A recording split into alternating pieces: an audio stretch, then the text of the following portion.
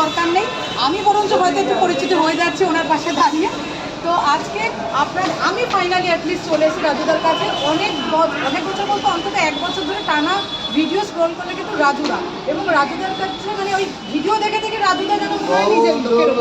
এবং আমি এসে একটা কথা না বলে পারছি না, আমি অনেকক্ষণ প্রায় 1 ঘন্টা 1.5 ঘন্টা ধরে এখানে রয়েছি।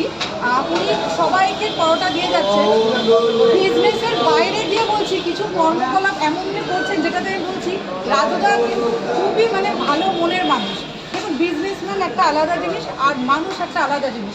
ওনার কিছু কথা মানে অনেক দুঃখ লোকানো কিছু কথা আছে যেগুলো মাঝে মধ্যে বেরিয়ে পড়ছে, এবং আমি একটা আলাদা সেপারেট ভিডিও শুধু মানবিক রাজুদা বলে করতে চলেছি। আপনারা চাইলে সেটা দেখতে পারেন। এইটা ফুল রিভিউ আসছে, নেক্সট কিন্তু আসবে একটা মানবিক রাজুদা। ওখানে শুধুমাত্র রাজুদার কিছু কথা সেগুলো আমি তুলে ধরবো রাজুদার জীবনে। আর রাজুদা যদি কিছু বলতে চান তাহলে বলুন। অবশ্যই আপনি যে এইটা বললেন আমার খুব ভালো লাগলো। দেখুন, প্রত্যেকটা মানুষের মধ্যে কিন্তু একটা অতীত লুকিয়ে থাকে, যে ধনী দরিদ্র আমি বাদ দিলাম, প্রত্যেকটা মানুষের একটা জীবন কাহিনী আছে। তো সে সম্বন্ধে আমারও ভেতরে একটা কিছু আছে। তো আমি নেক্সট দিদিভাইকে একদিন বলবো খোলামেলা কথা, এটা শুধু দিদিভাই শুনবে। তো খুব তাড়াতাড়ি এটা আমরা আলোচনার মধ্যে একটা বিশেষ দিন দেখে এটা নিয়েই আলোচনা হবে শুধু।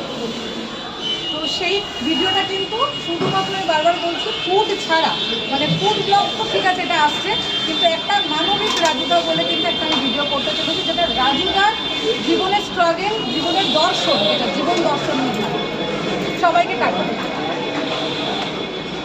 পাওয়াটা হবে না, শুকনো পাওয়াটা হবে, তরকারিটা ফুরিয়ে আরে বলে আমি একটা সেপারেট শুধু আপনার কথা মানে দেখুন, আপনার কিন্তু ছোট ছোট অনেক ক্লিপ ভাইরাল অনেক, আর আমি তোমার নাম্বারটা লিখে, তোমার নাম লিখে পাশে দিদি লিখে। পরোটা শুকনো পরোটা হবে বাবা, 3টে 20 টাকা, 3টে।